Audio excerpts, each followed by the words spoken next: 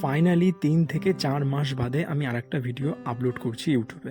কারণ এই ভিডিওটা ইউটিউবের জন্য শ্যুট করা ছিল না, জাস্ট নর্মালি রেকর্ড করা ছিল, তাই ভাবলাম এটাকে আপলোড করা যাক। আর আজকের ভিডিওটা কিন্তু সেরকম কোনো ব্যাপার না, কারণ আজকের ভিডিওটা হচ্ছে একটি অন্যরকম।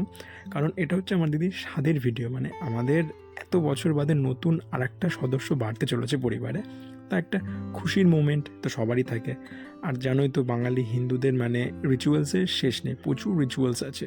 তো যাই হোক, তার মাঝখান দিয়ে ছোটো ছোটো আমি একটু ভিডিও করে রেখেছিলাম, তাই ভাবলাম এটাকে আপলোড করা যাক।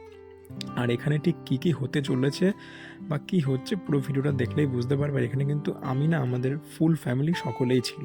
তো যাই হোক, চলো তাহলে শুরু করছি আজকের ভিডিও।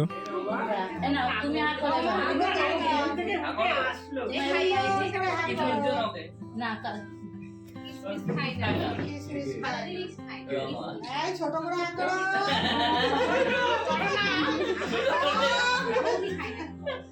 সুন্দর করে ছোট্ট করে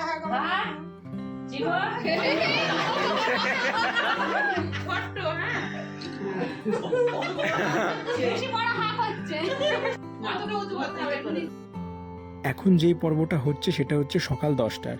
তাছাড়া এর পরে আছে দুপুরের। আর দুপুরে ঠিক কী কী হচ্ছে সেটাও তোমাদের সাথে শেয়ার করব। চলো তাহলে।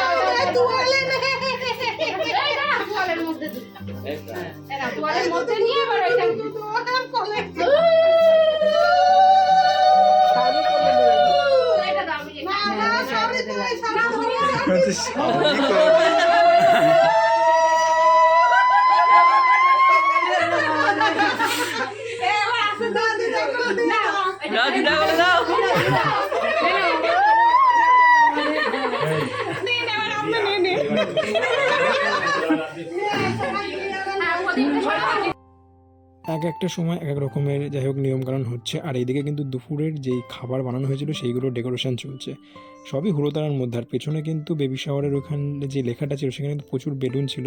তার সময় হতো তো সব বেলুনগুলো ফেটে গেছে রোদের তাপে আর গরমে। আর প্রচুর বাচ্চা ছিল, সবাই একটা দুটো করে হাতে টেনে পালাচ্ছে যে যেমন পারছে।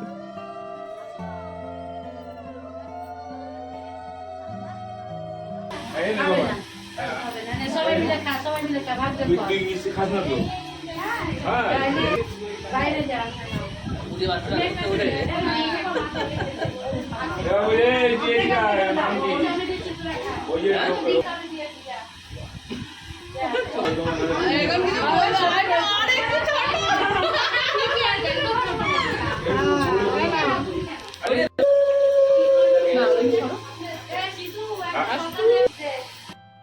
আজকের পর থেকে আর মাত্র 2 থেকে 3 মাসের অপেক্ষা।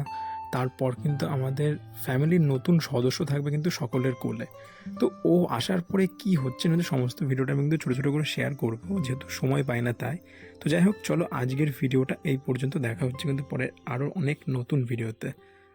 আর নতুন সদস্য কেমন হলো সেটাও তোমাদের সাথে আমি শেয়ার করব। টাটা সবাইকে।